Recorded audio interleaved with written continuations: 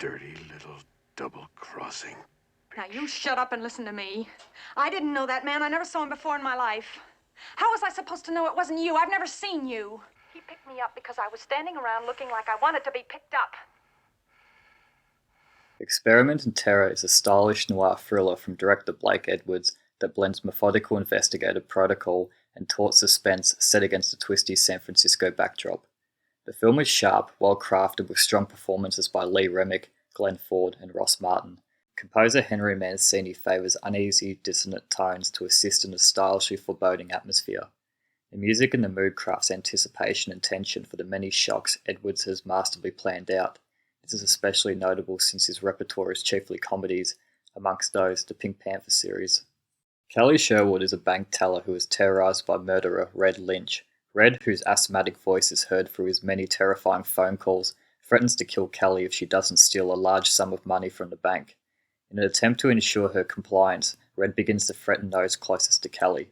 Despite her terror, Kelly involves the FBI, including Agent Ripley, who works to capture Red before the villain can get to Kelly.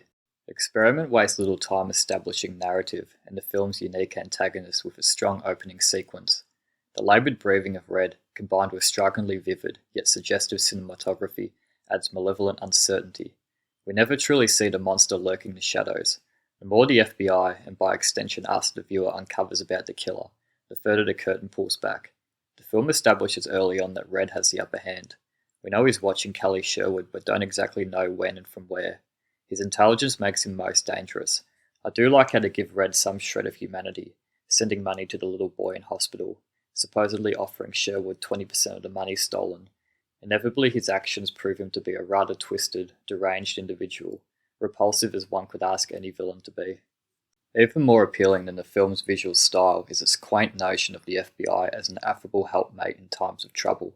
Competent in their investigation, it seems proper protocol was considered during early development. Glen is taut and stubborn as the G-man who never gives you a reason to question his decisions involving the case. Miss Remick is appealing as the victim. She's a girl you want to protect. Her reactions are natural, perfectly portraying how a lady in peril should with a hint of courage. Edwards also delights in the excitement of bizarre places and gaudy atmosphere. The course of the chase of the villain runs through nightclubs, a movie theatre, a hospital and a bank, and it ends in a splurge of melodramatics at the night baseball game in San Francisco's Candlestick Park. The film Dirty Harry reminds us of this chase sequence. Similarly, Harry chases down the Scorpio killer through a stadium, which ends in a shootout on the field. Experiment in Terror is a calculated build-up of menace, mystery and suspense. The film bristles with voyeuristic, psychosexual unease, striking a tone that has invited comparisons to the work of Alfred Hitchcock and David Lynch. Shut up! What do you think, this is some kind of a game?